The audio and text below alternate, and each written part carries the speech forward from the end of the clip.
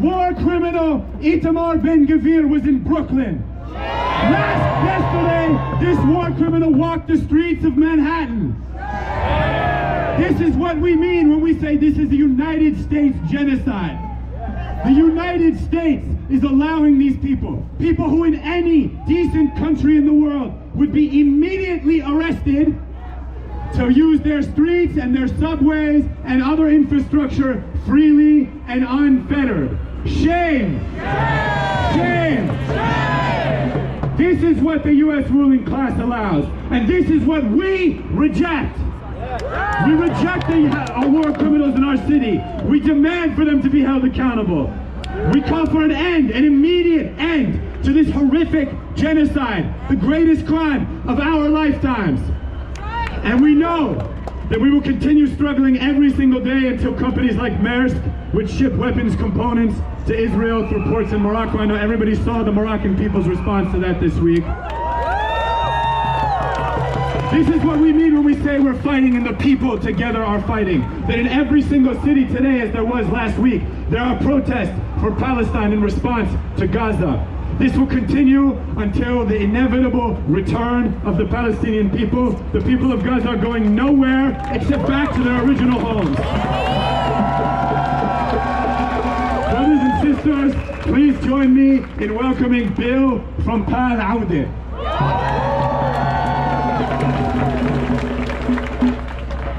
The Gaza Strip is today's Warsaw Ghetto. The Gaza Strip is today's Auschwitz. This is no exaggeration. Every day, every night, F-35 bombers made in the USA take off from bases in so-called Israel to drop the most horrendous weapons of mass destruction on children sleeping in tents. And every day, from U.S. Air Force bases around the world, transports, C-117 transports take off, loaded with more bombs and more missiles to burn those children at the expense of the people in the United States. But today, added to the nightly rain of bombs, to the nightly massacres, has been added the weapon of famine. Today, the UN World Food Program reported all its food had run out. There is no more food in Gaza. There is no more water in Gaza. They even bombed the water desalination plants and the food warehouses.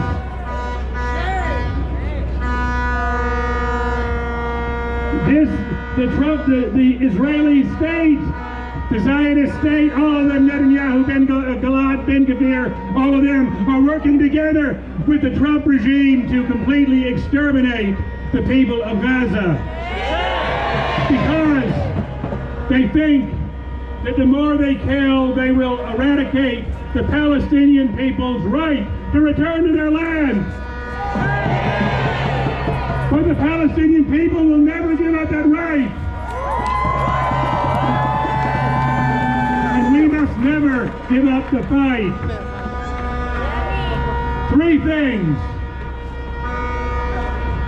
There is a growing movement against oligarchy in this country, against the crimes of the Trump regime, the theft, the plunder of our shutting of our jobs and our social services.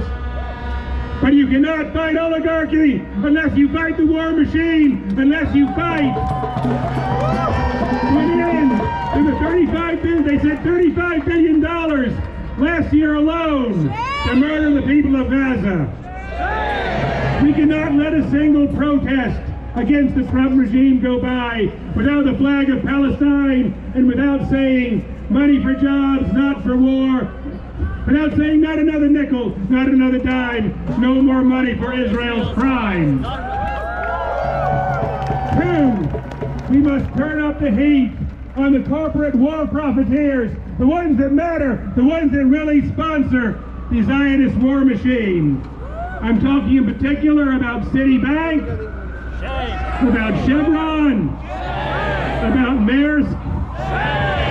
These companies must be shut down. They must feel it in their pocketbooks because they are making billions off this genocide. And 3, we must do everything in our power to get food and water and medicine into Gaza, and that means doing everything in our power to force at least some countries in the world to organize a multinational force to make a corridor of protection to bring the food and water in. The Arab regimes, the Saudis, the UAE, Qatar, Egypt, they are all collaborating in the genocide, but their people have spoken out in the millions.